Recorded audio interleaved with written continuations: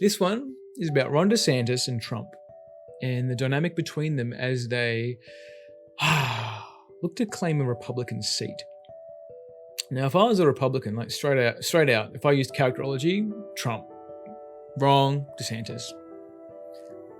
I'd choose DeSantis straight up. If I was a Republican and a classic conservative, DeSantis all the way. Why do I say that? Well, from a conservative point of view, DeSantis is the ideal poster child. Like, he's a rigid, solid values, ex-military. He keeps it together, even under stages of humiliation. Trump, on the other hand, is a wild card. He's a little bit all about himself. And while he asserts that he's for the American people, he's not. Right? He's for himself. He uses the low intelligence of the American populace on the conservative side to take advantage of his position. And if you have a slightly higher IQ than average, you'll see that. And it's okay if you don't. Either way, I would assert that DeSantis is going to be the winner, and the Achilles heel of both of these men is humiliation. So with DeSantis, if I was opposing him, even in the presidency, what I'd look for would be anything that was scrubbed about his past, from his time in university, in fraternity, in his time in the military. That's where I'd look for the dirt. Because a rigid person, they can act without morals. They can act in a way that is scarily efficient and execute in a way because the end justifies the means. And while that can be scary when you apply morality, when you remove morality, it's very effective. You get to the goal.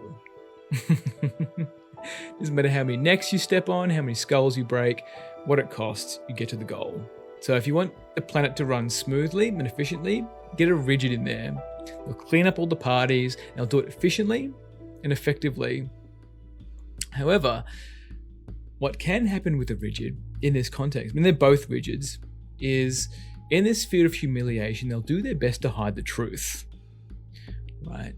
And in that hiding of the truth, one of them is going to do it better than the other. DeSantis can hold the cold glaze of nothing. Trump, on the other hand, can't keep his tie in his pants.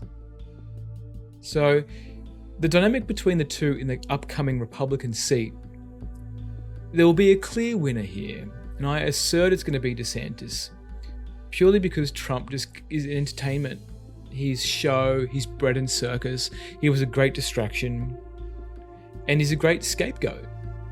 And the setup couldn't be perfect. Like, if this was a long-term plan, if I was planning to put someone who was ultra-conservative in the seat to install a military-industrial complex-derived system, I would have put Trump in, make such a show pony case of what the presidency is, and throw Biden in there to top it all off, someone who can barely speak English and barely string two words together, and then put DeSantis in there, someone who's got it together, someone who shows real leadership, ex-military, a lineage of education of ex-presidents, like multiple areas of the military, right?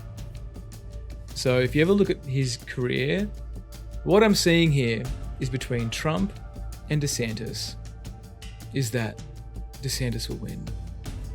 Because Trump and his characterology and all of his childhood injuries and his instinct injuries is not going to allow him to stand against DeSantis's all-togetherness. Trump's injury is inadequacy. And DeSantis squeezes lemon and salt on that wound. Because the Republican Party will also back DeSantis.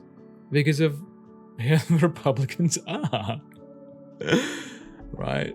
Very anti-government, although they say they're anti-government, but they deeply love government. Then in that, what I'll leave you with is enjoy the show.